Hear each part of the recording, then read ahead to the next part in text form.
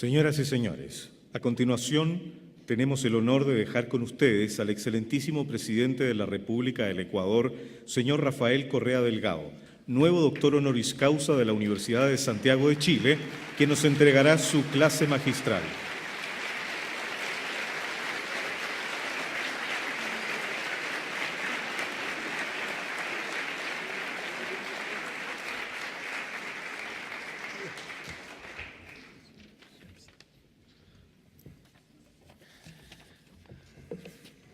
Muchas gracias a todas y a todos por acompañarnos en este acto. Señor Juan Manuel Solesi, rector de la Universidad de Santiago de Chile, señor Gustavo Robles, secretario general de la Universidad de Santiago de Chile, señoras y señores integrantes de la Junta Directiva del Consejo Académico de la Universidad de Santiago de Chile, señor Ricardo Patiño, ministro de Relaciones Exteriores y Movilidad Humana del Ecuador, señoras y señores miembros de la Comitiva Oficial del Ecuador, ministros de Estado, asambleístas, representantes de la sociedad civil, señor Gabriel Asensio, embajador de Chile en Ecuador, señor Francisco Borges, embajador del Ecuador en Chile, señores miembros del cuerpo diplomático acreditado en Chile, queridas Joan y Manuela, esposa e hija de nuestro eterno Víctor Jara, autoridades y docentes de la Universidad de Santiago de Chile, autoridades nacionales e invitados especiales, queridas y queridos estudiantes de esta universidad y nuestros becarios de Ecuador, aquí en Chile. Señoras y señores representantes de los medios de comunicación social de Chile y Ecuador, ciudadanas y ciudadanos de Chile, Ecuador y de la patria grande, me siento feliz de estar en Chile, país hermano, y por supuesto muy honrado de recibir un doctorado honoris causa conferido por la Universidad de Santiago de Chile, que el próximo mes de julio cumple 165 años de fundación. Felicidades, universidad, felicidades, USAC. Lo ha mencionado repetidamente el señor rector en su introducción, en su presentación. Antes de ser presidente, toda mi vida me dediqué a la academia, era profesor universitario. Y aunque estoy feliz de poder servir a mi patria, menos calmado de cuando era profesor, pero igualmente feliz de servir a mi patria con todo mi esfuerzo y corazón, regresar a la academia realmente me renueva el alma, porque aquí reina la verdad, el saber, la juventud de espíritu. ¿Qué diferencia con el mundo político? Más aún cuando muestra, y no es poco común, el peor de sus rostros, la falta de autenticidad, la ambición, la mentira. Lo acabamos de ver, ahora soy tan importante que hasta tenemos Contreras en el extranjero, ¿verdad? Estas personas que estaban afuera protestando supuestamente se oponen a un proyecto minero en una zona que se llama INTAC, donde han entrado militares, policía, un gobierno represivo, vendepatria. ¿Cuál es la realidad? En las elecciones del 2013, su candidato obtuvo 8% en la zona de INTAC, quien les habla obtuvo el 69%, 9-1. A nivel nacional, su candidato obtuvo 3%, quien les habla obtuvo 57%, casi 20-1. En las últimas elecciones seccionales, la unidad territorial más pequeña se llama parroquia, la parroquia de García Moreno, donde se encuentra el proyecto INTAC, ganamos largamente la presidencia de esa junta parroquial. Pero la democracia sirve cuando la aceptamos cuando conviene y cuando no conviene, pues la rechazamos. Ahora resulta que la democracia no es la voluntad de la mayoría. Pero incluso si no hubiera esa voluntad mayoritaria en ese territorio, de acuerdo a la Constitución, los recursos del subsuelo son potestad del Estado y es el presidente el que da la política sobre esos recursos. Pero ni siquiera es aquello. Tenemos un apoyo inmenso, son unos cuantos que quieren imponer sus caprichos en base a mentiras, generan incidentes, generan violencia. Atacaron hace unos días a 2 técnicos de la empresa pública minera que iban a hacer el estudio de impacto ambiental incluso, ¿no? Tienen entonces que ser sancionados de acuerdo a la ley, entrada a policía, represión. Esa es la estrategia, hay que estar muy atento. Gran parte de eso sucede en Venezuela. Generan incidentes para luego tener toda una campaña de desprestigio, de desgaste de los gobiernos que obviamente tienen que salvaguardar la paz social, el orden público. Esa es la política que muchas veces realmente cansa, y muchas veces de la izquierda, ¿no? Esa izquierda infantil, esa izquierda no auténtica, esa izquierda boba, que es la mejor aliada de la derecha y del status quo. y que, como veremos, piensa que la pobreza es parte del folclore. Que nadie se engañe.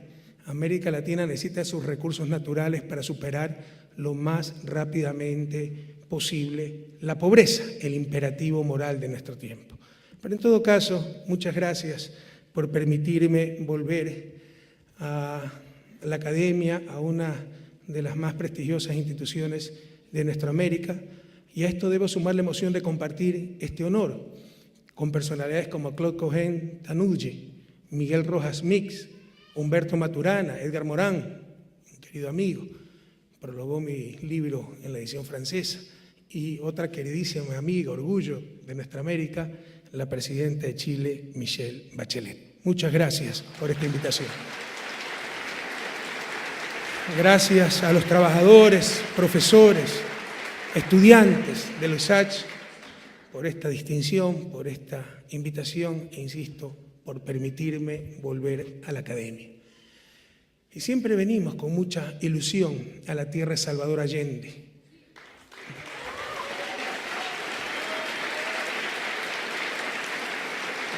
A la cuna de grandes poetas de nuestra América, como Gabriela Mistral, Pablo Neruda, Vicente Huidrobo, Pablo de Roca, Gonzalo Rojas, Nicanor Parra, cuyo centenario será celebrado este año en el mundo entero. Chile es y será por siempre el símbolo del primer triunfo democrático de un gobierno de izquierda en nuestra patria grande.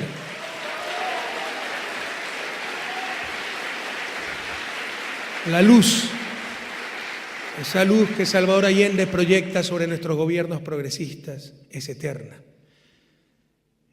Y esa luz eterna, esa memoria colectiva del sufrimiento, del sacrificio y de las luchas históricas de las chilenas y los chilenos, la recordamos y las recordamos el día de ayer, cuando visitamos ese formidable, pero a su vez espeluznante Museo de la Memoria y de los Derechos Humanos.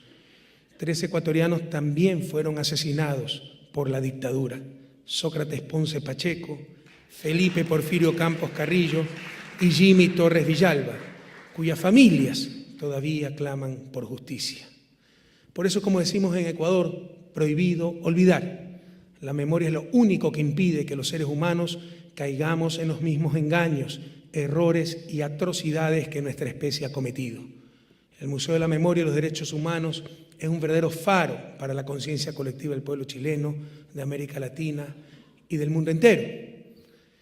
Yo pertenezco a una generación que despertó a la vida política con la canción Protesta, expresión del arte popular que nos unió a través del continente para gritarle al mundo, entre guitarras y zampoñas, que Sudamérica, Latinoamérica se desangraba por la injusticia, el imperialismo, la pobreza secular, la explotación.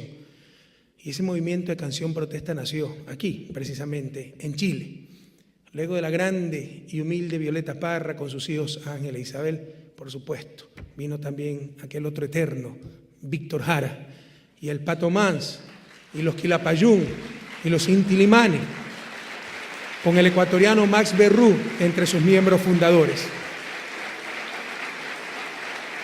Muchos de ellos componían o ensayaban su música en las aulas de esta universidad. Y el fascismo, pese a sus cañones, a sus bombas, no pudo apagar esas voces. Sus canciones siguen siendo un referente, inspiración para toda la patria grande.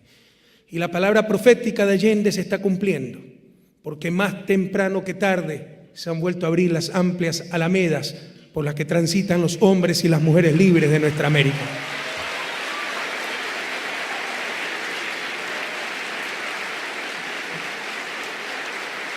Hoy vivimos sólidas y vibrantes democracias en la patria grande, democracias basadas cada vez más en ideales de justicia y equidad, donde el ser humano es el centro de la atención del Estado y la razón de su existencia.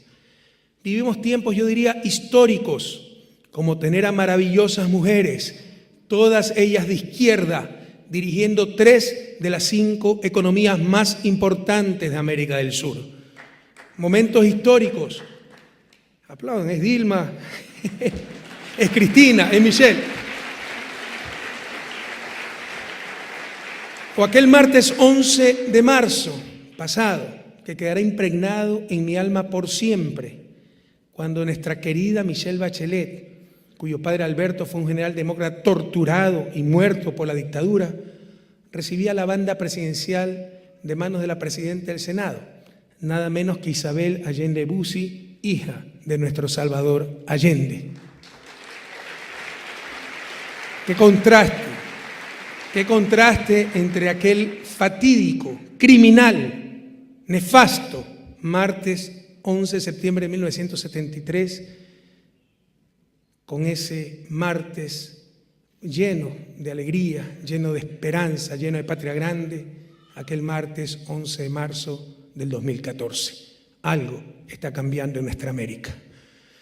Ecuatorianos y chilenos compartimos imaginarios. El paisaje y la historia de Ecuador están presentes en la obra de Neruda. Quiero decirle que es mi poeta favorito, quien fue amigo de artistas e intelectuales ecuatorianos como el pintor Osvaldo Guayasamín, el escritor Benjamín Carrión y los poetas Jorge Carrera Andrade y Jorge Enrique Adún, quien vivió en Chile y fue su secretario privado, secretario de Neruda. Muchos chilenos han hecho de Ecuador su segunda patria. En los años 70 fueron 50.000 los chilenos exiliados del fascismo que encontraron refugio en Ecuador. Y más recientemente,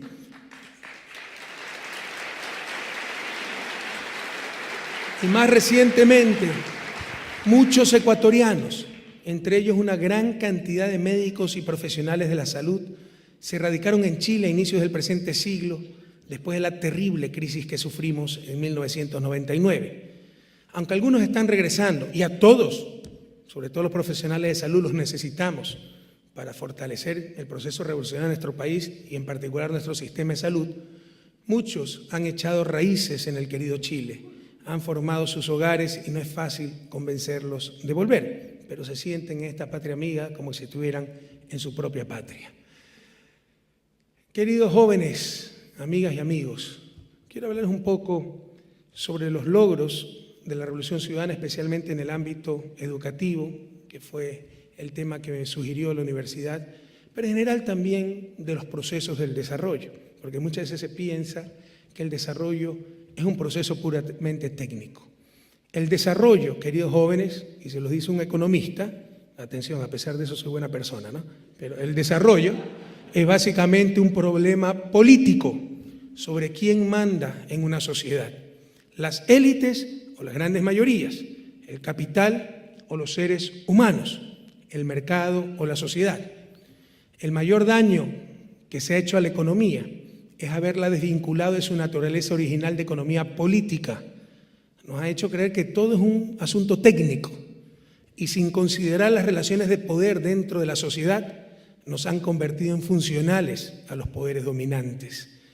Parafraseando al gran economista John Kenneth Galbraith, aquel economista que no analiza, no toma en cuenta cuestiones de poder, es un completo inútil.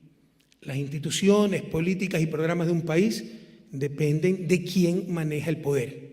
Y América Latina ha estado históricamente dominada por élites que excluyeron de los beneficios del progreso a las grandes mayorías.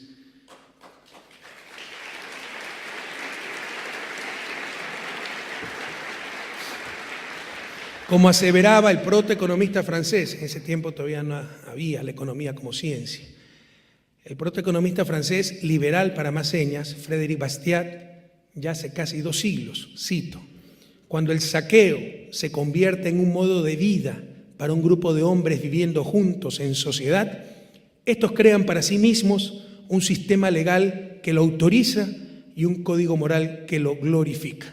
Cierro cita. La principal causa de la crisis ecuatoriana que mencioné fue la desregulación financiera de 1994, en pleno auge neoliberal, que redujo notablemente los controles sobre la banca, bajo el fundamentalismo ideológico de que el sistema financiero se autorregularía. Esto generó una pésima cartera bancaria, créditos vinculados, malversación de fondos de los depositantes y carencia de reservas, lo cual desembocó en 1999 en la peor crisis económica en el último siglo, con la quiebra generalizada de la banca, un decrecimiento económico del 7.6%, desempleo de casi el 15%, congelamiento de depósitos, los famosos corralitos, durante un año, la mayor incautación de bienes privados de la historia del país, supuestamente por el gobierno más neoliberal también de la historia, la adopción del dólar como moneda de curso legal y la emigración de millones de ecuatorianos, destrozando así familias y desestructurando la sociedad entera. La inestabilidad era tal que hasta el año 2007 ningún gobierno había podido acabar su periodo, no solo de la crisis 99, del 96, donde ya vino la inestabilidad política.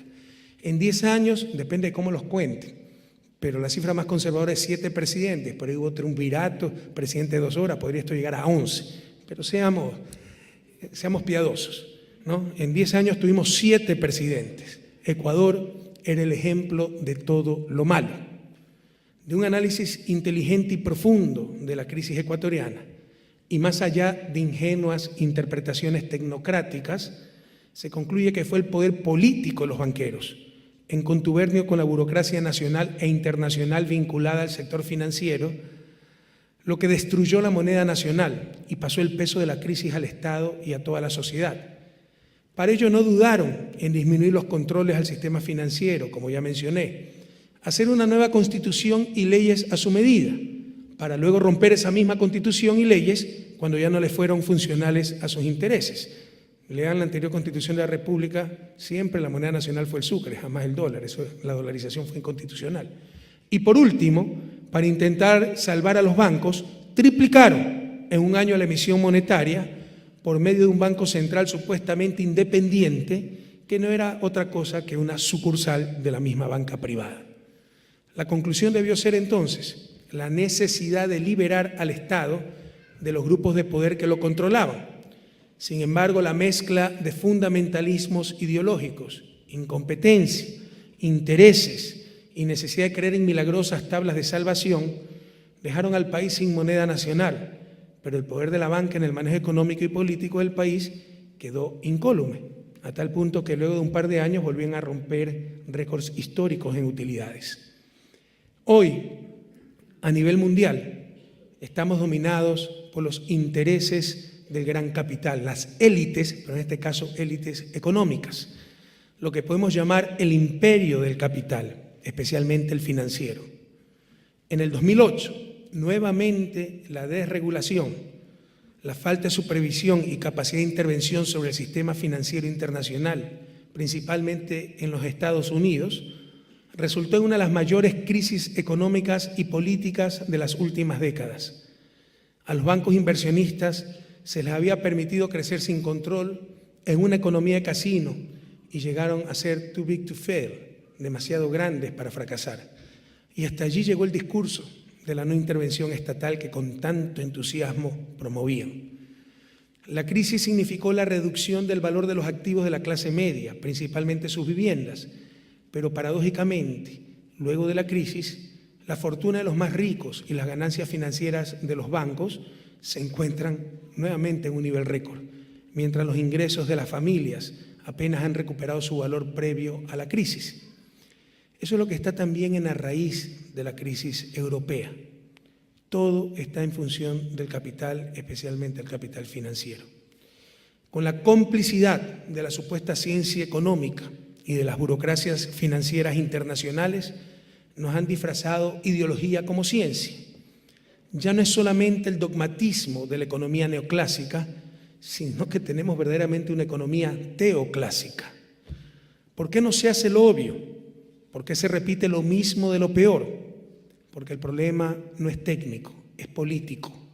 El problema es la relación de poder.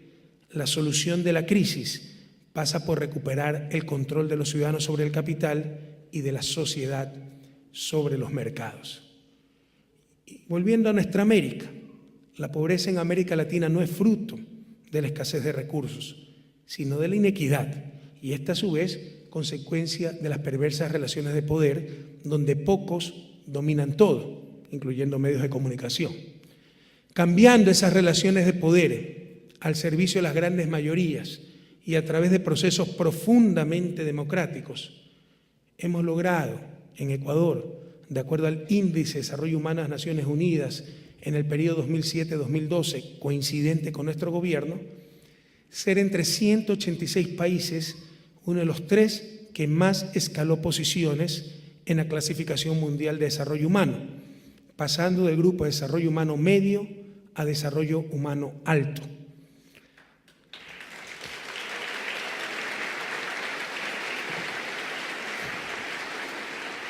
Somos el país que más reduce desigualdad en nuestra América, el que más reduce desigualdad, habiendo disminuido en 8 puntos la concentración del ingreso medido por el coeficiente de Gini. Los estudiantes de economía están familiarizados con este coeficiente, el principal indicador de desigualdad. Mientras más bajo, más equitativo es un país.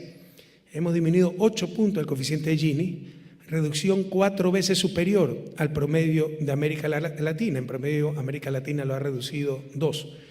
Una de las pocas regiones en el mundo que está disminuyendo desigualdad, nuestra América. Como consecuencia de lo anterior y del crecimiento económico, también somos de los 3 países latinoamericanos que más reducen pobreza.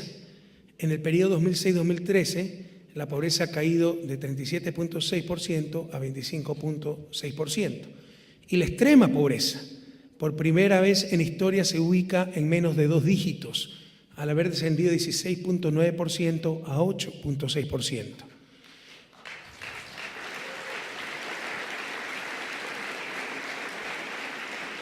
Vencer la pobreza es el imperativo moral de la humanidad, no solo porque es el mayor atentado contra los derechos y las libertades humanas, sino también porque por primera vez en historia la pobreza no es fruto de la escasez de recursos, sino de sistemas excluyentes. Y como decía Gandhi, la pobreza es la peor forma de violencia. Y una de las grandes oportunidades que tiene nuestra América, que no la tuvieron los tigres asiáticos, los países recientemente desarrollados. Una de las ventajas que tiene nuestra América es contar con abundancia de recursos naturales para poder superar lo más rápidamente posible esa pobreza. Y en etapa de desarrollo, en la que se encuentra Ecuador y la mayoría de países latinoamericanos, incluso Chile, el mejor indicador de la bondad de las políticas económicas no es la tasa de crecimiento. Puede haber crecimiento empobrecedor, aumentando pobreza absoluta. Si yo dejo que mañana vengan todas las transnacionales a llevarse mis recursos naturales, sin dejar nada al país, va a mejorar la tasa de crecimiento, pero no va a mejorar en absoluto el bienestar social, el empleo, etc.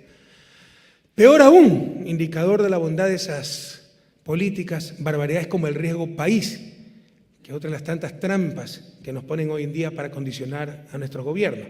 Si haces esto, te sube el riesgo país. Haz esto para que baje el riesgo país. El riesgo país no es un indicador de la calidad de las políticas económicas, peor aún, del nivel de bienestar de un país. El riesgo país lo que mide es la capacidad y voluntad de un país para atender su deuda externa. Para ilustrar lo que digo, permítame poner un ejemplo extremo. Si más tarde llega una dictadura vitalicia a Ecuador, donde obliga a la gente a trabajar de lunes a domingo 16 horas diarias, y todo eso sirva para pagar la deuda externa incluso anticipadamente, verán que bajará muchísimo el riesgo país, pero eso no significa que tengamos buenas políticas económicas y peor aún, que hayamos mejorado la calidad de vida. El principal indicador de la bondad de las políticas económicas en países como Ecuador y en general en nuestra América, en América Latina, es la disminución de la pobreza y especialmente la pobreza extrema.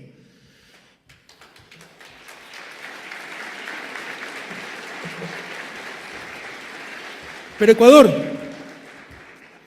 pese a lo que le he dicho, también es una de las economías latinoamericanas más dinámicas, con un crecimiento promedio de 4.3%, casi igual que Chile, estamos un poquito más altos que Chile en promedio, para el periodo 2007-2013, y una tasa de desempleo de 4.15%, esta sí es más baja que la de Chile, destrozando la economía ortodoxa.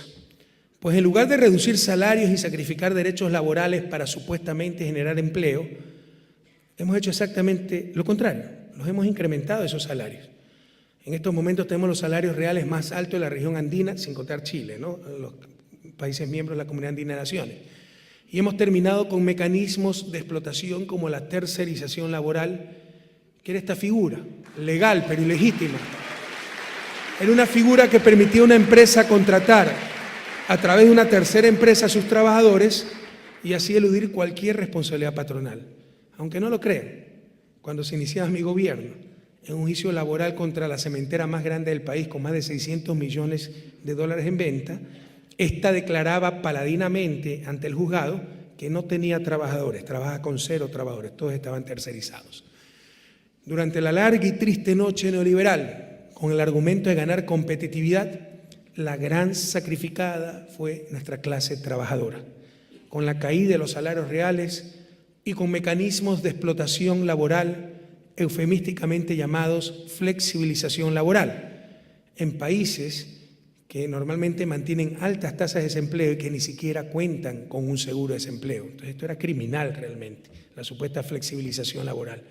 Y esto profundizó la terrible distribución primaria del ingreso entre trabajo y capital, una de las principales fuentes de desigualdad en América Latina.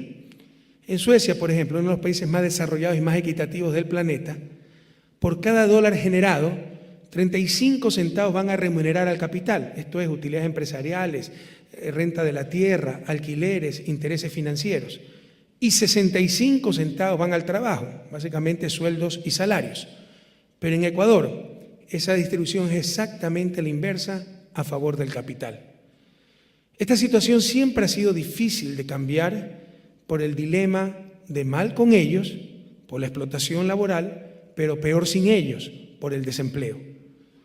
En Ecuador resolvimos este dilema con medidas creativas e incluso inéditas. No conozco otra experiencia a nivel mundial en este sentido.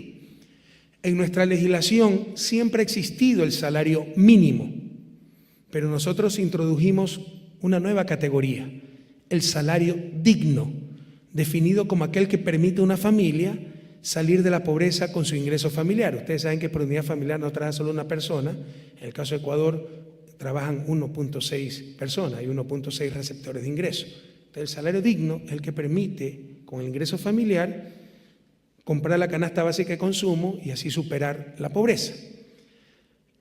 ¿Y cuál es el sistema que rige en estos momentos en Ecuador? Se puede pagar el salario mínimo para evitar ese mal mayor, el desempleo, pero con la nueva legislación ninguna empresa puede declarar utilidades si no ha pagado el salario digno hasta el último de sus trabajadores.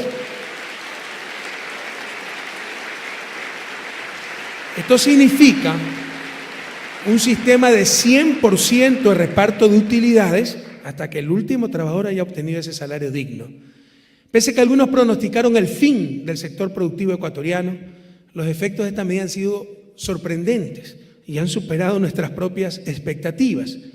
Desde su implementación en el año 2011, empezaron a subir los salarios promedios. ¿De qué servía pagar el mínimo? Si de todos modos si generaba utilidades, no podía tocarlas hasta que cada trabajador haya ganado el digno. Entonces empezaron a subir los salarios promedios y ya este año, el 2014, sin trauma alguno, el salario mínimo igualó al salario digno.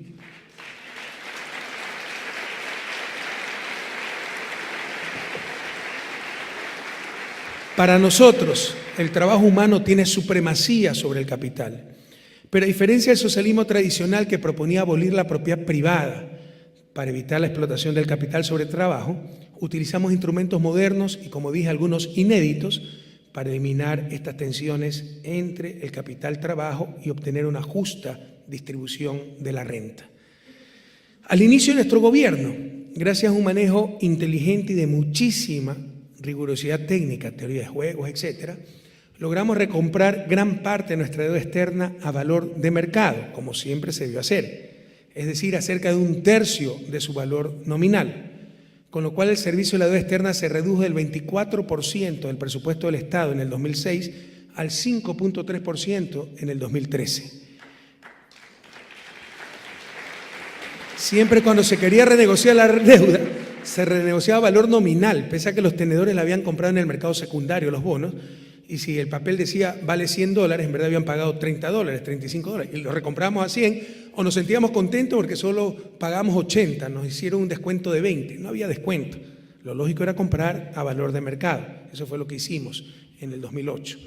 También renegociamos los contratos petroleros llamados de participación, establecidos en los años 90, cuando el precio del barril bordeaba los $16 y en donde el Estado recibía apenas $4 o $5 por barril. Cuando los precios del petróleo se dispararon, las ganancias de las compañías petroleras se volvieron multimillonarias y nos seguían dando los 4 o 5 dólares.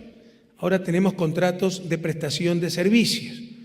El petróleo es nuestro, lo contratamos para que saque nuestro petróleo. Y ocurre exactamente lo contrario. Se paga una tarifa fija por barril a la petrolera en función de una razonable rentabilidad y el resto, no importa el precio, si es 20, 200, 2000, va para el dueño del recurso, que es el pueblo ecuatoriano.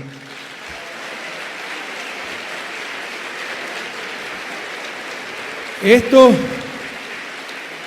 nos ha permitido revertir la proporción de la renta petrolera. Antes se llevaba 80% de esa renta la empresa transnacional y 20% quedaba para el país. Ahora obtenemos al menos el 60%. En algunos contratos el 80% y más, y el resto para la empresa petrolera. Y significa más de 1.000 millones anuales que ingresan al Estado y antes se hubieran ido a los bolsillos de las petroleras. Y gracias a un gran esfuerzo de eficiencia recaudatoria y lucha contra la evasión, se ha triplicado la recaudación de impuestos. Entonces aumentaron impuestos por todos lados. Hemos incluso reducido o eliminado algunos de ellos. Se acaba de aprobar el día de una reforma tributaria en Chile, subiendo el impuesto a corporaciones, me parece, utilidades corporativas de 20 a 25%, si está bien mi información, ¿o no? Si está bien. Bueno, nosotros tenemos 25%, lo redujimos a 22%. ¿Por qué? Porque también tenemos reparto de utilidades, 15% de los trabajadores. Es decir, si la empresa gana 100 dólares, 15 dólares para los trabajadores y sobre los 85 dólares, 25% para el Estado. Eso nos daba un impuesto implícito de 36.25%, que era el más alto de la región. Por eso decidimos reducir ese impuesto. Se eliminaron impuestos a las comunicaciones, etc. En verdad hemos reducido o eliminado muchos impuestos. Pese a ello, por el esfuerzo recaudatorio, por la lucha contra la evasión, porque no tenemos compromiso con nadie que no sea nuestro pueblo, porque ya no se permite las corruptelas de siempre, la presión, hemos triplicado el ingreso tributario y la presión fiscal, que mide la relación entre ingresos tributarios y Producto Interno Bruto, ha pasado de 15.5% en el 2006 a 20.8% en el 2013, alcanzando el promedio latinoamericano. Estábamos por debajo del promedio, pero aún muy por debajo del promedio de los países de la OCDE, los países más desarrollados del mundo, que alcanza el 31.1%. Esto nos ha permitido tener el mayor nivel de inversión pública de América Latina. El promedio de inversión pública de América Latina es el 5% del PIB. En Ecuador, en el año 2013, esa inversión pública alcanzó el 15% del PIB. Y si les diera estas cifras sin los antecedentes que he expuesto, dirán, alguien que conoce de finanzas públicas, economía, entonces tienen déficits fiscales enormes, financiado con deuda, se está disparando el coeficiente de deuda PIB. Pues bien, el coeficiente de deuda pública frente al PIB es de apenas el 24%, una proporción muy inferior al de las economías desarrolladas, cuyos coeficientes muchas veces superan el 100%. Esto lo hemos logrado optimizando ingresos, recaudación tributaria, contratos petroleros, compras públicas, bueno, optimizando ingresos básicamente, ingresos tributarios, contratos petroleros y transparentando, eliminando corrupción en cuanto a gasto público y disminuyendo gasto que no iba en beneficio de nuestra población, servicios de deuda y compras públicas. Tenemos un nuevo sistema de compras públicas, los más modernos de América Latina, que ha permitido reducir grandemente los márgenes para los oferentes, ¿no? Ahora eso queda en beneficio del pueblo ecuatoriano. La inversión pública ha generado grandes transformaciones en vialidad, puertos, aeropuertos, telecomunicaciones, generación eléctrica, el sistema de justicia, seguridad ciudadana y en competitividad sistémica en general. Una última encuesta, una última investigación nos pone en segundo lugar en cuanto a infraestructura vial en la región, solo superados por Chile. Pero espérense unos 3 añitos más y veremos ya.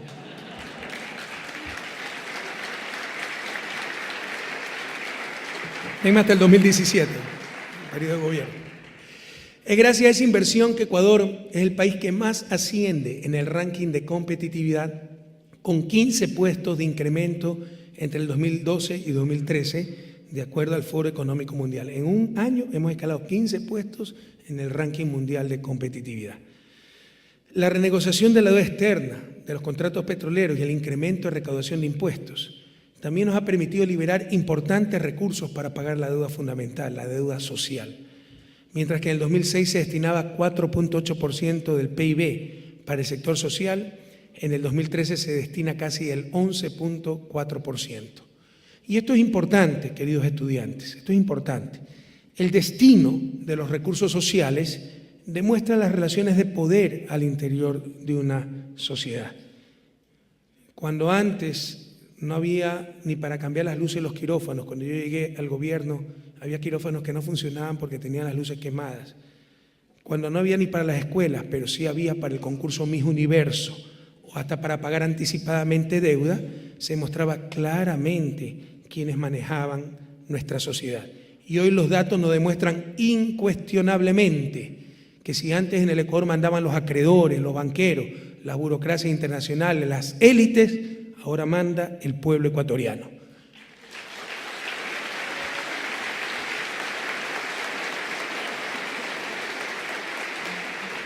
Y tenemos logros sociales que nos llenan de orgullo, que vamos a analizar más profundamente, como el de ser el país de América Latina que mayor cantidad de pobres tiene en la universidad. Rompimos ese dilema democratización versus calidad. Hemos mejorado grandemente la calidad de nuestro sistema universitario, haciéndolo más democrático. Gracias a esa cantidad de pobres en la universidad, que la nueva Constitución estableció la gratuidad de la educación superior, y estamos también, entre otros logros sociales, a la vanguardia a nivel regional y mundial en políticas de inclusión de personas con discapacidades, entre las cuales hemos logrado prácticamente el pleno empleo. Han sido incluidas en el sistema laboral en base a leyes que obligan a contratar porcentajes de personas con capacidades especiales. Eso ha sido un cambio. Los discapacitados eran los pobres entre los pobres, ¿no? Además de tener esa discapacidad, normalmente vivían en la miseria, condenaban a esa pobreza extrema a su familia, la madre no podía trabajar porque tenía que cuidar a su hijo, por supuesto. El caso de discapacidad extrema ya es un problema más difícil de manejar, pero un chico con síndrome de Down, una persona invidente, una persona con problemas auditivos, claro que podía realizar una labor productiva, y en base a una ley que obliga al sector privado, y por política impusimos aquello en el sector público también, tener al menos 4% de trabajadores con discapacidades, hemos logrado prácticamente el pleno empleo entre esas personas con discapacidad, pero todavía con capacidad para realizar una labor productiva. Y hablemos de derechos humanos. Ecuador es uno de los 7 países de los 34 del continente que ha suscrito absolutamente todos los instrumentos interamericanos de derechos humanos.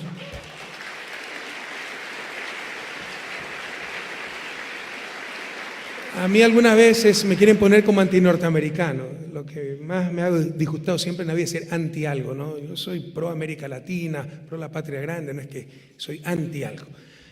Y por el contrario, quiero mucho a Estados Unidos, país donde viví 4 años, tengo 2 títulos de universidades norteamericanas. Pero sepan ustedes que Estados Unidos no ha firmado ningún tratado. Y el que nos hace los reportes anualmente sobre cumplimiento de derechos humanos en Latinoamérica. Entonces son cosas que indignan realmente. La sede de la Comisión Interamericana de Derechos Humanos está en Washington. Y Washington no ha ratificado el Pacto de San José, sustento del sistema de derechos humanos. Eso solo tiene un nombre, neocolonialismo. Y no puede ser aceptado en América Latina del siglo XXI.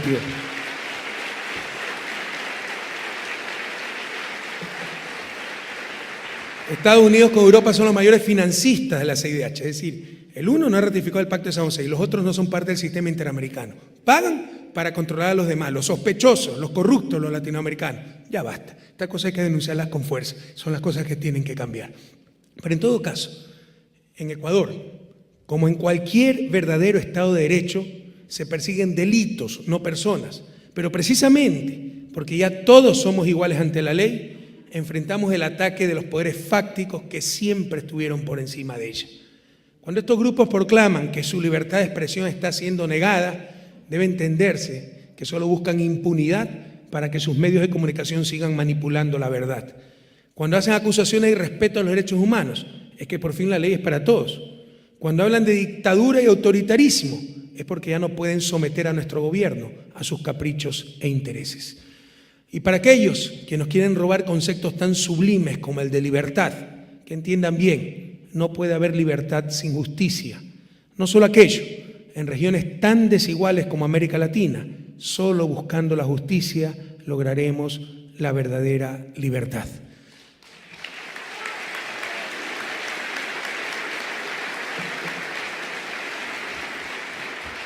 La consecuencia lógica de estos logros que he mencionado es por fin la estabilidad política del país. Soy el presidente más querido para los estudiantes de historia, ¿no? Porque si antes en 10 años tuvieron 7 presidentes, en 7 años solo han tenido 1.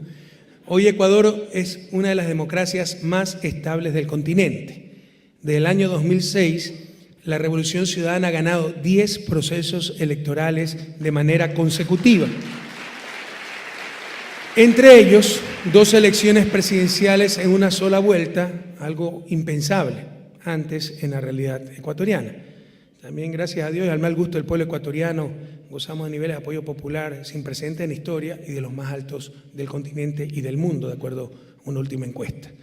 Como ustedes ven, se ha consolidado enormemente la democracia formal, pero también la democracia real, aquella de acceso a derechos, igualdad de oportunidades, condiciones dignas de vida.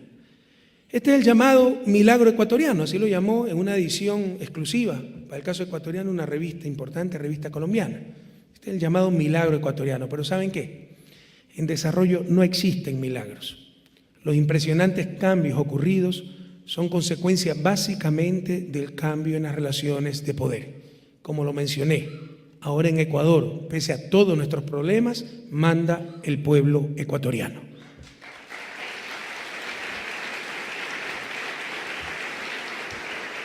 ¿Qué con respecto a educación, ciencia, tecnología e innovación? Para lo cual me invitó la universidad a hablar.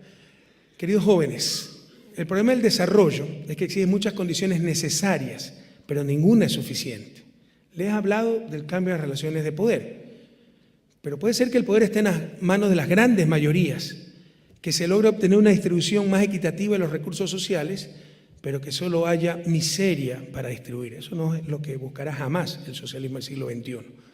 En consecuencia, existen otros factores necesarios también para superar su desarrollo, la pobreza. Y uno de ellos fundamental, o algunos fundamentales, son el talento humano, la ciencia, tecnología e innovación, como generadores de capacidades y riquezas. Ustedes saben que la educación es un derecho del ser humano, pero también es generadora de capacidad y riqueza, forma talento humano. El principal, no me gusta hablar del ser humano como factor de producción, porque el ser humano es el fin mismo de la producción, pero el principal recurso con que se cuenta para sacar adelante un país, ¿no? Los países sin talento humano van a desertificar hasta el jardín más florido, como ocurrió muchas veces en América Latina. Los países con talento humano son capaces de hacer florecer hasta el desierto. Y ese talento humano, ciencia, tecnología, innovación, probablemente el secreto de países como Estados Unidos, un país donde el 1% de la población controla casi el 36% de la riqueza, el 1%, el 36%. Un poder económico tan concentrado normalmente destruye una sociedad, pero ha sido un sistema que ha permitido generar grandes avances tecnológicos y con ellos incrementos de productividad e ingreso que han mejorado considerablemente la vida de sus ciudadanos. Por ello, en Ecuador hemos optado y adoptado una política nacional agresiva para promover el talento humano, la ciencia, tecnología e innovación. Más aún, cuando uno de los problemas más graves del país sigue siendo la baja productividad de su economía. No estamos cayendo, queridos jóvenes, y atentos con esto, en la trampa del absolutismo tecnológico, donde toda la sociedad tiene que organizarse en función de las necesidades tecnológicas. Todo el mundo, familias, hogares, comunidades, tienen que estar en función de los derechos de propiedad privados, de promover la innovación, etc. Cualquier invento tendría que alterar todas las relaciones de producción preexistentes, mandar trabajadores a la calle. No estamos con eso. Se le atribuye a Albert Einstein la lapidaria reflexión: temo el día en que la tecnología supera la interacción humana. El mundo tendrá una generación de idiotas, cierro cita. Pero tampoco creemos en el infantilismo primitivista, según el cual la premodernidad es equivalente al buen vivir y la miseria es parte del folclore. No solo eso, estos fundamentalismos que rayan en la irresponsabilidad se vuelven funcionales a la nueva injusta división internacional de trabajo como veremos más adelante. Para nosotros, la educación como derecho y como generadora de talento humano es lo más importante. En valores absolutos, no recuerdo si el rector citó educación superior, él dijo que era el 2% del PIB, esa es la educación superior. La educación básica y bachillerato, tenemos una inversión alrededor del 5% y por mandato constitucional debemos llegar al 6%. Y en valores absolutos, eso significa que ahora se invierte 4.3 veces más en educación que antes de nuestro gobierno. Esto es en el 2006. Pero también en salud invertimos 4.5 veces más. Salud y educación van de la mano para ese talento humano. En educación, mientras más temprano se invierta, mayor retorno origina el dólar invertido. Y esto empieza desde el vientre de la madre, por eso es tanta relación con salud.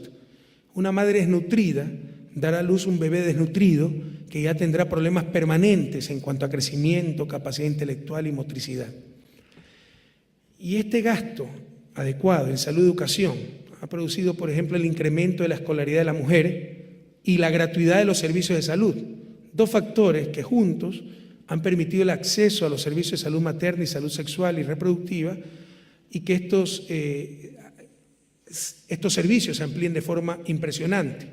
Los resultados de la última encuesta de salud demuestran que 8 de cada 10 madres en Ecuador tuvo 5 o más controles prenatales, algo sin precedentes en la historia del país. Antes muchísimas no tenían ningún control prenatal. Y esta mejoría se da particularmente en el control prenatal de las mujeres más pobres. Y para desarrollo infantil, de 0 a 3 años, se tienen 2 programas. El uno se llama Creciendo con nuestros niños, donde los niños están a cargo de sus padres y estos padres reciben capacitación y suplementos nutricionales por parte del respectivo ministerio, que en Ecuador se llama Ministerio de Inclusión Económica y Social, MIES. No hay nadie mejor para cuidar a sus niños que los propios padres. Este es nuestro programa predilecto.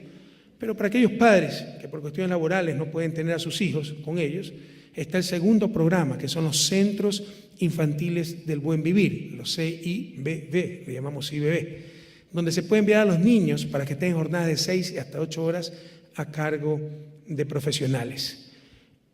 En educación inicial, esto es de 3 a 5 años, casi no había oferta pública en Ecuador. Prácticamente todo era privado y una mínima porción de nuestros niños iban a educación inicial. Se ha multiplicado prácticamente por 10 la matrícula en educación inicial con respecto a otros gobiernos. Hoy estamos construyendo en todos los nuevos colegios, centros de educación inicial, y estamos regulando mucho más estrictamente los centros privados. Se me olvidó decirles que en desarrollo infantil, cuando llegamos no había una sola profesional en todo el sistema. Todo está en manos de madres comunitarias, voluntariado, etc. Hoy tenemos 3.000 parvularias atendiendo el desarrollo infantil de nuestros niños. Se necesitan mucho más, pero ya al menos tenemos 3.000. Y en Ecuador son obligatorios 13 años de educación, 10 de educación general básica y 3 de bachillerato. Al momento, la educación general básica ya está universalizada. Era una de las metas del milenio para el 2015, nosotros la hemos alcanzado en el año 2011 con la Revolución Ciudadana. En cuanto al bachillerato, nuestra tasa bruta de matrícula total de chicos matriculados en bachillerato sobre chicos en edad de bachillerato es del 92%, pero la tasa neta, es decir, los chicos que corresponden a la edad de bachillerato, es apenas el 66%. Nos hemos propuesto hasta el 2017 llegar al 80%. En esto hay que tener paciencia, porque por más que hagan, un chico de 16, 17 años que no tuvo acceso a la educación tendrá que entrar por los niveles más bajos de educación básica y hasta llegar a la educación de bachillerato toma tiempo. El alto nivel de matrícula alcanzado en el bachillerato es uno de los principales factores para que el trabajo adolescente se haya reducido considerablemente, del 34% en 2006 al 13.6% en 2013. Queremos libros y cuadernos, no herramientas, en las mochilas de nuestros niños y nuestros adolescentes.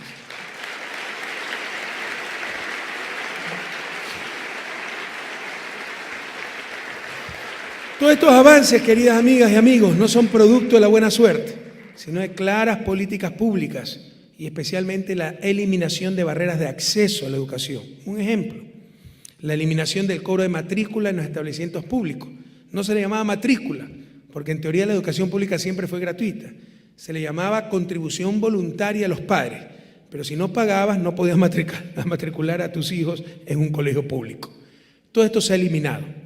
Y más aún, ahora se entregan uniformes a los estudiantes de establecimientos educativos rurales y urbanos marginales, se provee textos escolares a los alumnos del sistema público de educación básica y también se da desayuno y refrigerio a los establecimientos educativos ubicados en zonas de mayor incidencia de pobreza. Son poderosos estímulos para que sobre todo las familias pobres envíen a sus hijos al colegio y el resultado ha sido realmente importante. Entre otros, como dije, la universalización de la educación básica. Estamos también ordenando la oferta educativa. Antes se hacían escuelitas por todos lados, la demagogia, había un paro en una comunidad, una escuelita, un aula, 30 bancas destartaladas, un profesor para todos los niveles. Eran las famosas escuelas unidocentes. Algunos eufemísticamente, como se hacían sobre todo en comunidades indígenas, le llaman escuelas comunitarias, era el gran logro de la comunidad. Algunos defienden todavía ese supuesto logro, cuando es una de las mayores lacras para la calidad del sistema educativo. Por eso teníamos alrededor de 20.000 establecimientos educativos, mayoritariamente precarios. Pero en base a un estudio y reordenamiento de la oferta, consideramos que se requieren tan solo 5.500 establecimientos educativos, eso sí, dotados con infraestructura y equipamiento tecnológico de vanguardia, con un promedio de 600 estudiantes cada uno, lo que ya nos permite tener planta docente completa, profesores de matemáticas, de ciencia, de idiomas, de arte, educación física, etc. Laboratorios, biblioteca, comedor, canchas deportivas, etc. Esto exigirá la construcción de aproximadamente 900 nuevas unidades escolares.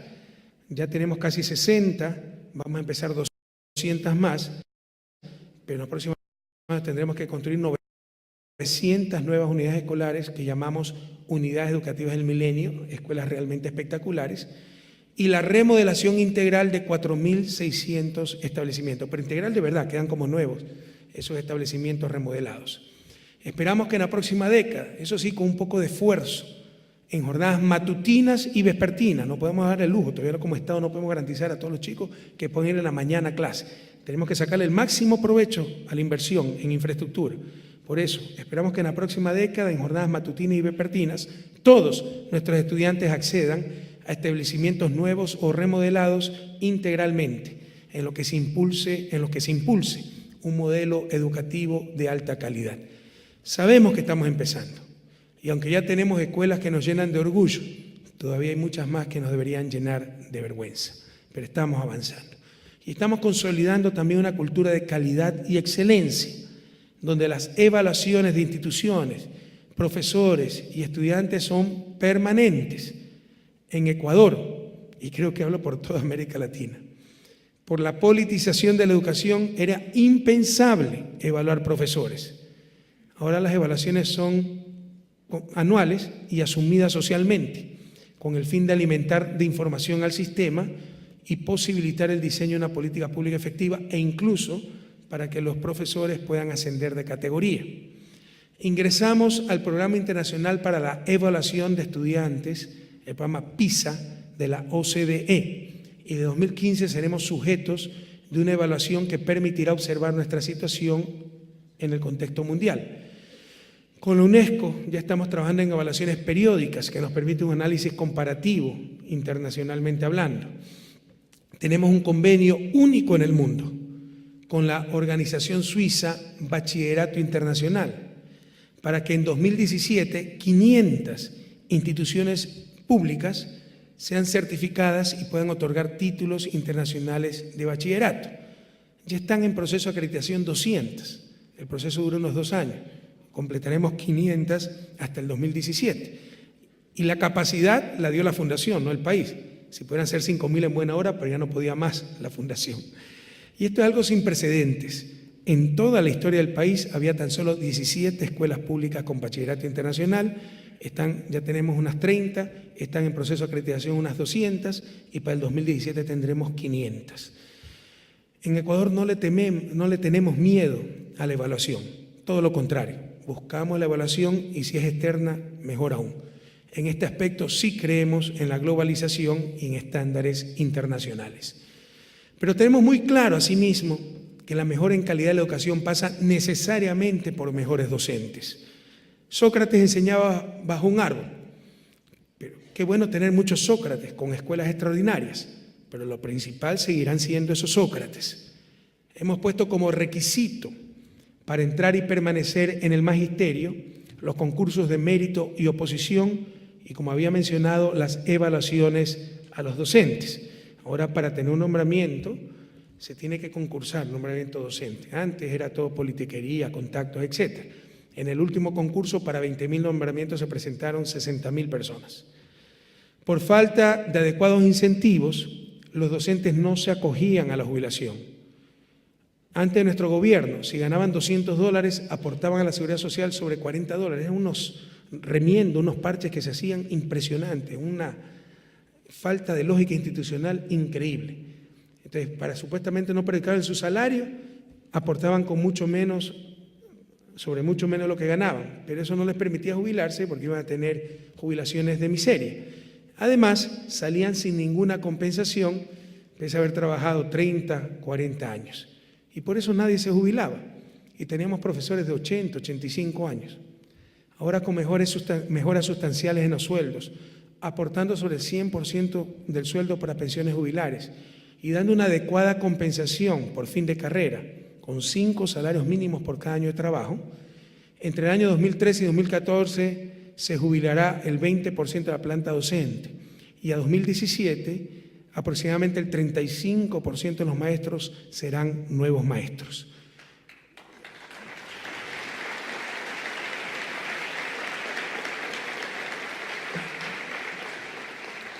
Esto es ganar y ganar.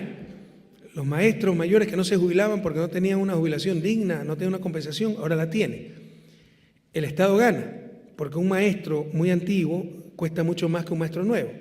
Y la enseñanza gana, porque esos maestros nuevos vienen con una mucho mejor preparación y motivación.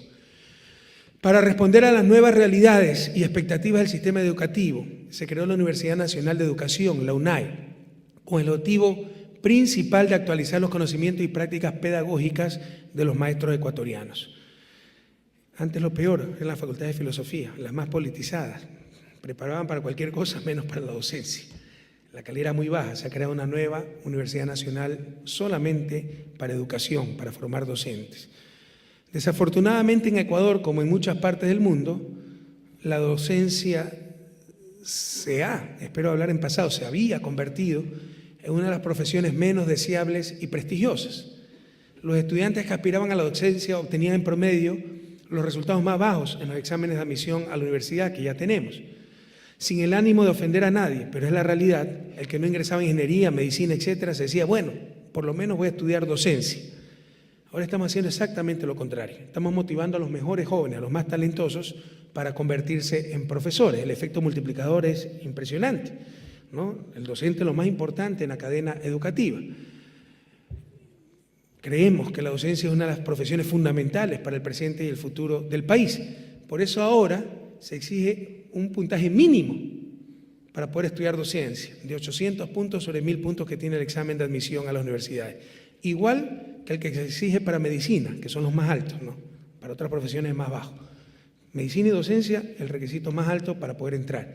Si el alumno es admitido, él o ella recibirá el equivalente a un salario mínimo durante el periodo de estudio. Es decir, pagamos a los estudiantes para que se preparen a enseñar y para captar los mejores talentos, los chicos que han sacado el más alto puntaje en el examen de admisión, dar estímulos para que estudien docencia.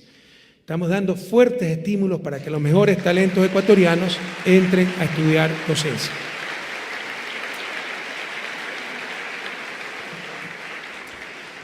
Queridos estudiantes, profesores, directivos de universidad, público, con la impresionante generación de conocimiento a nivel mundial, los países que no generamos conocimientos, seremos cada día más ignorantes en términos relativos e incluso más dependientes de lo que producen otros. Esto acrecienta la dependencia de nuestros países, la falta de generación de conocimiento. Por estos motivos, la educación superior ha sido una de las preocupaciones centrales de nuestro gobierno. Y a lo largo de estos 7 años aumentamos las asignaciones presupuestarias para educación superior de 1.1% a 2% del Producto Interno Bruto, más del doble del promedio de América Latina. Esto es solo para educación superior, que es 0.8%, y superior al promedio de los países de la OCDE, que es alrededor del 1.7%. Es a lo que se refería el señor rector, pero quiero puntualizar que es educación superior, más educación básica y bachillerato, tenemos cerca de 5%, estamos alrededor de un 7%, ¿no? Tenemos que llegar al menos al 8% del PIB.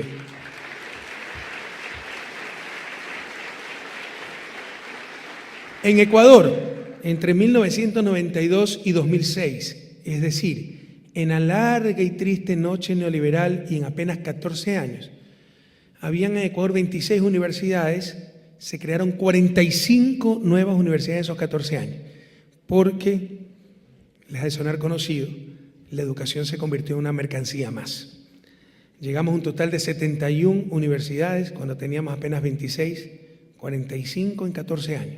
Y por lo general eran negocios con fines de lucro. Por supuesto, de acuerdo a nuestra Constitución, la educación superior no debe perseguir lucro. Entonces, todas se nombran organizaciones sin fines de lucro, pero muchas de ellas en verdad son organizaciones de lucro sin fin, ¿no? Y por su pésimo nivel académico,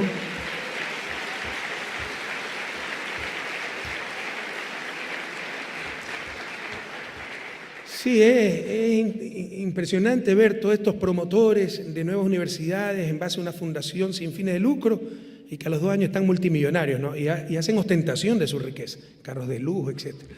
Y por su pésimo nivel académico, improvisación y precariedad, estas universidades eran llamadas universidades de garaje. Bastaba un garaje, poner un pizarrón y eso se llamaba universidad. Había unas corruptelas impresionantes. En nuestro país las universidades se crean por leyes. Por ley, hay que hacer una ley especial para crear una universidad. Entonces, el congresista en esa época, ahora se llama Asamblea Nacional, en esa época era Congreso, que promocionaba la universidad, lograba la ley, a los 2 meses recibía título de abogado de esa universidad que había aprobado, ¿no? Eran unas cosas horrorosas, ¿no? Por orden de la Asamblea Constituyente 2008, se realizó una evaluación profunda de todas las universidades. Como resultado, 14 de ellas que no merecían el nombre de universidad fueron cerradas, junto con 44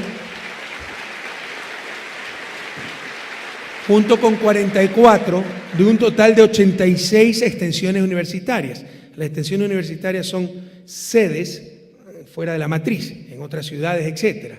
Son campus satélites que funcionaban a distancia de las sedes o la matriz y que fueron creadas, estas nuevas sedes, estas extensiones, principalmente por motivos políticos y electorales, ¿no?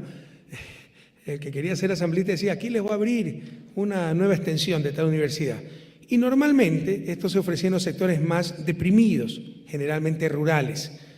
Sobra decir que los resultados fueron desastrosos, porque los pobres recibían las peores instituciones y servicios y se los condenaba a perpetuidad al círculo de la pobreza. Ustedes van a creer que exagero, pero les puedo mostrar fotos de aulas de estas extensiones que servían de gallinero, no habían gallinas ahí en las aulas. Como alternativa a las universidades cerradas, impulsamos la educación técnica y tecnológica y vamos a invertir más de $300 millones para fortalecer y construir docenas de institutos técnicos públicos estratégicamente ubicados y articulados al sector productivo. Dicho sea de paso, cuando cerramos estas 14 universidades, unos 40.000 chicos quedaron sin universidad, pero como lo mencionó el rector, se hizo un plan de contingencia extremadamente exitoso donde prácticamente todos pudieron terminar sus estudios en esa universidad intervenida, pero ya no aceptaba más matrícula, o en otras universidades.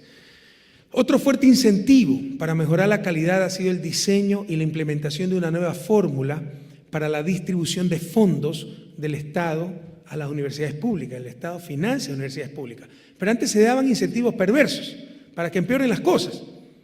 Las universidades recibían el presupuesto de modo incremental, o sea, cada año más, independientemente de lo que hicieran. Antes de nuestro gobierno, las universidades recibían el presupuesto de modo incremental por el número de alumnos. Y obviamente, pues, el incentivo era a crear carreras baratas, así no tuvieran ninguna pertinencia. Todo en Ecuador era ingeniería comercial, esas carreras que solo requieren un pizarrón y una tiza. Ahora, esa fórmula incorpora costo de la carrera y calidad de la enseñanza. En consecuencia, si una universidad quiere obtener más recursos, tiene que hacer, depende de la carrera, que esa carrera sea pertinente, del costo de esa carrera y de la calidad de la enseñanza. Esto ha sido un poderoso incentivo para incrementar la calidad de las universidades. Y en esta causa nacional por la excelencia ya tenemos resultados. Ya hay resultados, indicadores de que la calidad se ha incrementado. Por ejemplo, entre 2009 y 2013, el número de profesores con doctorados prácticamente se ha duplicado. Hay muchos más docentes a tiempo completo, especialmente en ciertas universidades privadas que casi no los tenían y por eso carecían de una comunidad académica o científica.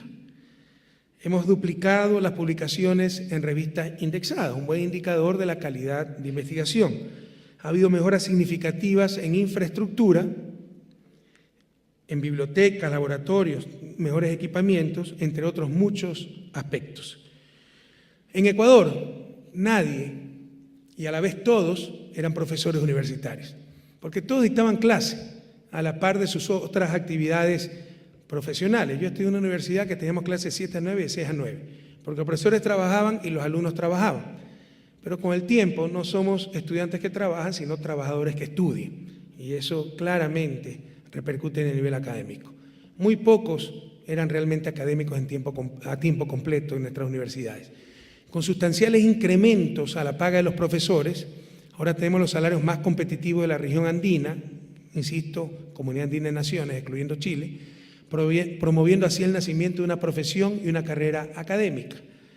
Tenemos además el proyecto Prometeo, ese semidios griego que robó el fuego, ¿no?, para traerlo a los humanos, la luz, el calor, que es el proyecto Prometeo, un sistema de becas estatales que permite el reclutamiento y la contratación de académicos internacionales de más alto nivel, pagados totalmente por el gobierno ecuatoriano, pero para las respectivas universidades públicas y centros de investigación públicos. Y Ecuador actualmente tiene casi 8.000 becarios alrededor del mundo. Aquí tiene una muestra de aquello.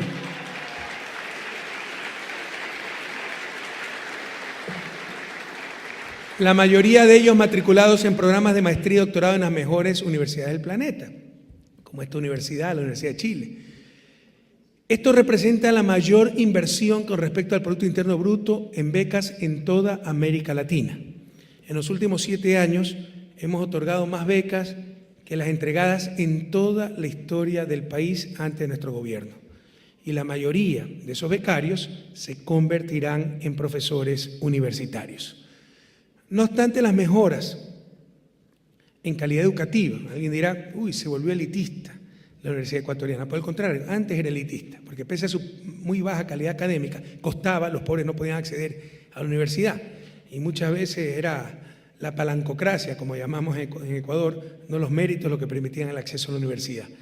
No obstante las importantes mejoras en calidad, hemos logrado duplicar la matrícula de los sectores más pobres de la sociedad y de las poblaciones históricamente excluidas, particularmente indígenas y afroecuatorianos. Los que protestaban afuera, de acuerdo a ellos, están defendiendo a los indígenas. Estas son obras, no palabras, no la charlatanería, ¿no? Nuestros indígenas, nuestros pueblos excluidos, nuestros pobres, no necesitan caridad, no necesitan limosna, necesitan justicia, igualdad de oportunidades.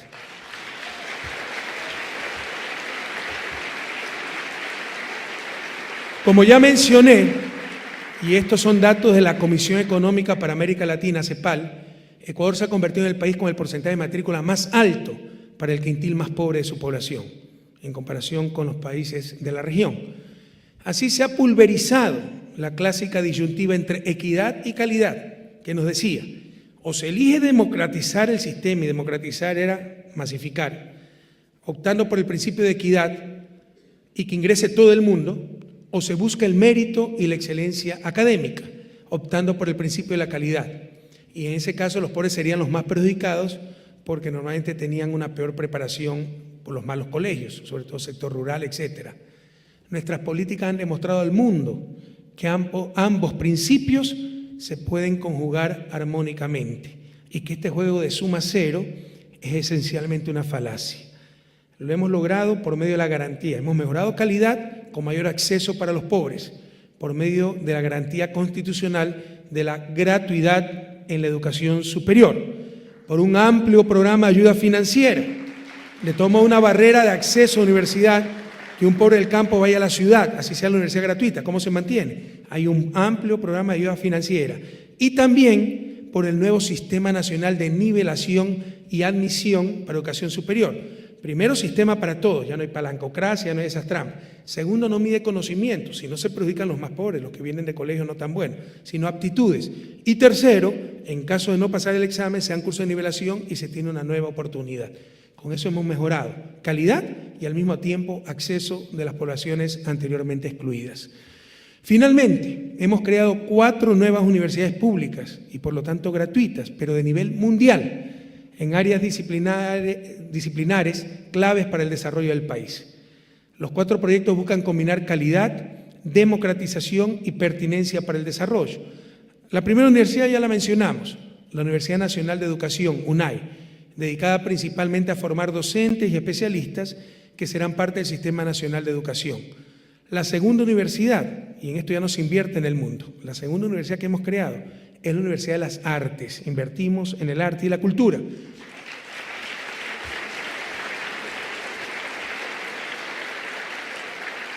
Esta está en Guayaquil, mi ciudad natal, cuya misión central es la investigación, creación, producción, difusión y formación de los mejores talentos del país en las artes y cultura. La cultura y las artes desempeñan un papel central en dar mayor textura, identidad y memoria a nuestras sociedades, así como profundidad a nuestras democracias, sin olvidar el rol de las industrias culturales en el cambio de la matriz productiva, como en Chile, donde el impacto de la actividad cultural es de aproximadamente 2.5% del PIB. En Argentina es más alto, en Estados Unidos es cerca del 11%, con cine, etc. La tercera universidad que hemos creado es Iquian, que significa selva en lengua shuar. El campus se halla en medio de una reserva natural de 920 kilómetros cuadrados en el mejor y más grande laboratorio natural del planeta, la selva amazónica. Esta universidad se dedica al estudio de la biodiversidad y generación de bioconocimiento. Y con toda certeza les puedo decir que ninguna universidad del mundo cuenta con las ventajas de Iquian para biodiversidad y bioconocimiento. Y finalmente, tenemos ese sueño que ya es una realidad, la Universidad de Investigación de Tecnología Experimental Yachay, que significa aprende en imperativo en lengua quichua, y a la que consideramos el proyecto más importante, no de nuestro gobierno, de la historia del país. Ubicada en un bello paraje andino a 2 horas al norte de Quito, no es solo universidad, es una ciudad, la ciudad del conocimiento, la primera ciudad tecnológica planificada de América Latina, donde ya Yachay, la universidad propiamente, abrió sus puertas hace poco, 31 de marzo, y donde se desarrollarán las llamadas ciencias duras, nanociencia, tecnología de información, ciencia de la vida, energía renovable y petroquímica. Y es una parte de la ciudad. También están los centros de investigaciones, también está el sector industrial de alta tecnología, pero hemos empezado con la universidad. Queridos estudiantes, querido Chile, querida patria grande, el gran Simón Bolívar decía: no nos dominarán por la fuerza, sino por la ignorancia. Si antes los países subdesarrollados producíamos materias primas y los países hegemónicos bienes industriales de alto valor agregado, ahora los países desarrollados generan conocimiento que privatizan y nosotros bienes ambientales de libre acceso. Esto es lo que yo llamo la nueva e injusta división internacional del trabajo. El conocimiento en general es un bien público, es decir, técnicamente hablando no hay capacidad de exclusión ni rivalidad en el consumo. Lo más fácil es copiar un software, no hay capacidad de exclusión. ¿Por qué no se lo copia? No por barreras técnicas, no porque no se lo pueda copiar, sino por barreras institucionales, porque está patentado y hay que pagar regalías. Y si uno no paga regalías, se puede ir hasta preso. Dicho sea de paso, lo más cercano a prisión por deuda, pero nadie habla de eso porque conviene a los países hegemónicos. Es decir, para evitar el libre acceso de ese bien público conocimiento, se ponen barreras institucionales. Por otro lado, si yo utilizo el software, cualquiera de ustedes también lo puede utilizar. Es decir, no hay rivalidad en el consumo. Las dos características de un bien público: fácil acceso o libre acceso y no rivalidad en el consumo. Para graficar lo de la no rivalidad de consumo, permítame citar a George Bernard Shaw con una frase genial, un ejemplo genial. Si tú tienes una manzana y yo tengo una manzana y las intercambiamos, entonces tú y yo todavía tendremos cada uno una manzana. Pero si tú tienes una idea y yo tengo una idea y las intercambiamos, entonces cada uno de nosotros tendrá dos ideas. Conocimiento se acumula, no es rival en el consumo. Y privatizar un bien público a través de medidas institucionales como las patentes es perjudicial para la sociedad como un todo, porque se acumula ese conocimiento, beneficia, ya está creado. Mientras más personas lo utilicen, lo aprovechen mejor. Si no hay rivalidad de consumo, mientras aumente el número de personas que disfrutan de este bien ya creado, mayor será el bienestar social. Esta es una de las famosas fallas de mercado, en la teoría de mercado, y un ejemplo dramático de aquello, ¿no?, con gran perjuicio social, es la privatización.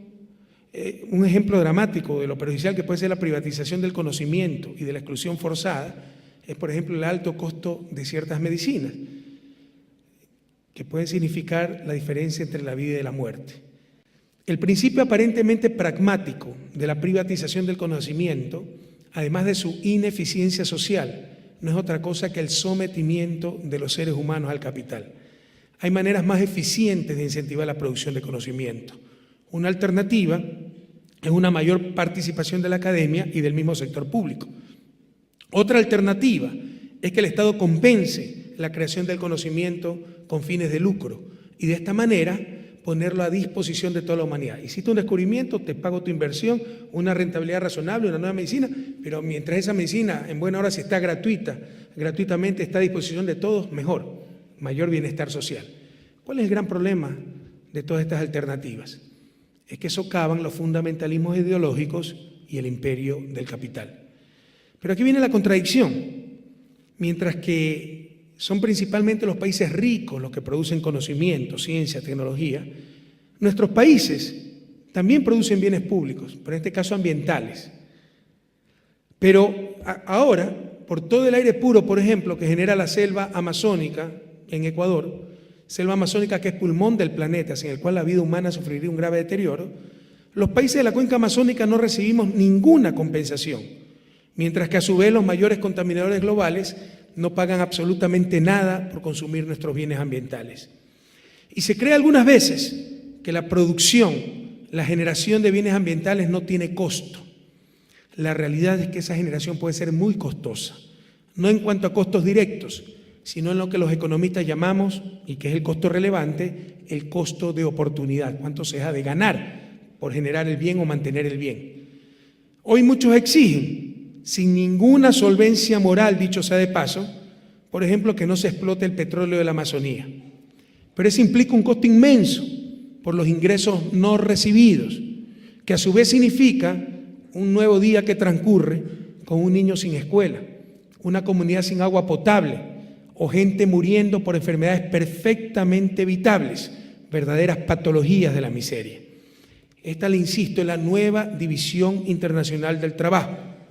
Y también es un problema político, queridos jóvenes, de relaciones de poder a nivel internacional. Para ilustrar este punto, permítame de nuevo exagerar para ilustrar. Imaginen por un momento si la situación fuera la inversa y los generadores de bienes ambientales fueran los países ricos y nuestros países fueran los contaminadores.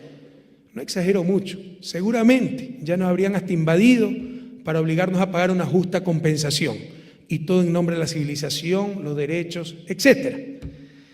Queridos estudiantes, querida universidad, el orden mundial no es solo injusto, es inmoral. Todo está orientado a servir los intereses de los más poderosos y abundan los dobles estándares.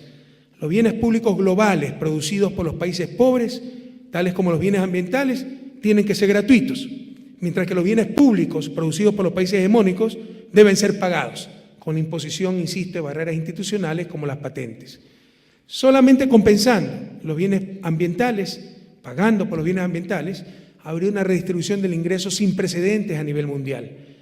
Pero este es nuevamente un problema, como ya manifesté, de relaciones de poder. Los grandes contaminadores no firman Kioto, pero en nuestros países hay hasta cárcel si no pagan regalías.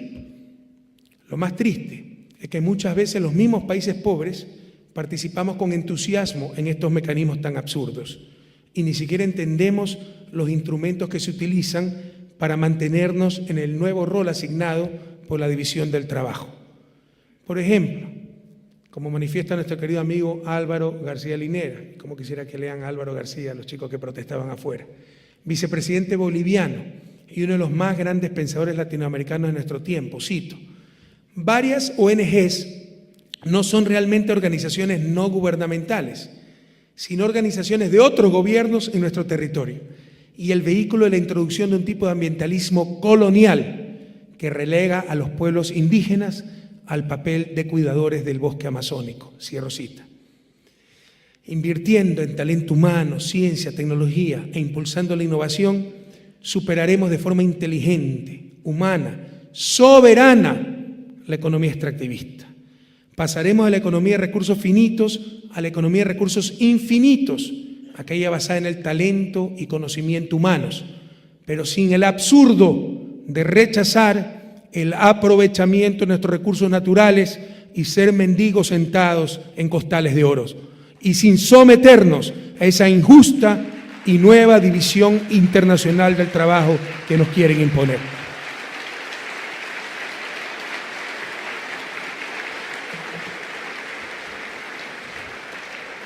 Somos perfectamente conscientes de nuestras limitaciones como país pequeño y que no podemos cambiar un orden mundial injusto, pero tampoco vamos a aceptar pasivamente el papel que se nos ha asignado, insisto, en la nueva división internacional del trabajo. Nuestros recursos naturales son una gran oportunidad para vencer ese neocolonialismo en cuanto a conocimiento y para superar lo más rápidamente la pobreza. Queridos estudiantes, queridos directivos de esta universidad, profesores, amigos, creo en el talento humano. Como les decía, con el talento humano se hace florecer los desiertos y sin él se certifica hasta el jardín más florido, como frecuentemente ha ocurrido en nuestra América. La educación es un derecho, pero también el mejor medio para alcanzar el buen vivir.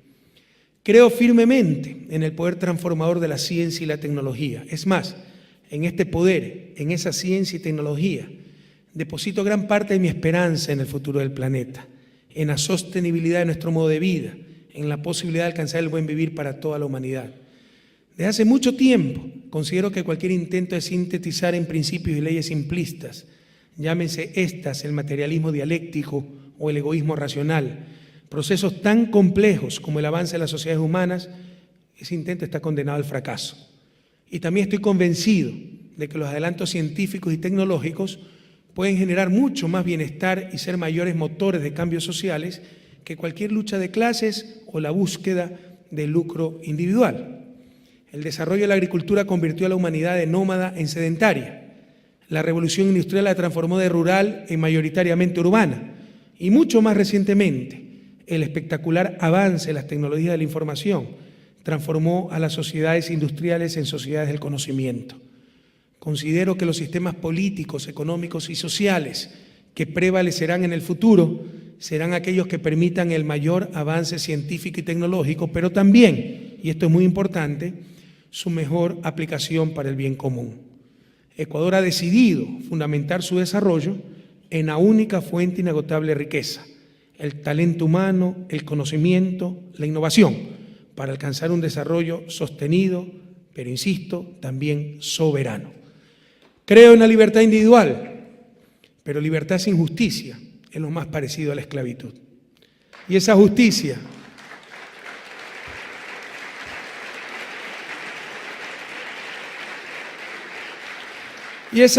no se logrará con una supuesta mano invisible que, como dice Joseph Stiglitz, Premio Nobel de Economía, es tan invisible que nadie la ha visto. Por el contrario, la justicia se logra con manos bastante visibles, la sociedad tomando conscientemente sus decisiones. Es decir, la justicia se logra por medio de procesos políticos. Creo que uno de los grandes errores de la izquierda tradicional fue negar los mercados. Los mercados son una realidad económica.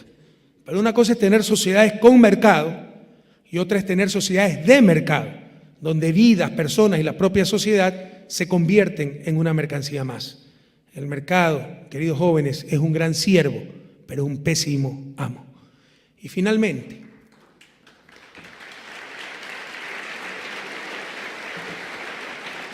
Y finalmente, creo que el gran desafío de la humanidad en el siglo XXI, la superación de la crisis, el desarrollo para los países pobres, es una lucha esencialmente política que empieza por liberar a las grandes mayorías del dominio de las élites, lograr la supremacía de los seres humanos sobre el capital, de la sociedad humana sobre el mercado y lograr el interés de nuestras naciones sobre los intereses de los países hegemónicos.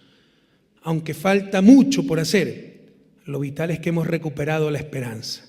Se va cumpliendo lo que decía Neruda. Queda prohibido no sonreír a los problemas, no luchar por lo que quieres, abandonarlo todo por miedo, no convertir en realidad tus sueños. Muchas gracias, universidad. Muchas gracias, estudiantes. Y hasta la victoria siempre, compañeros.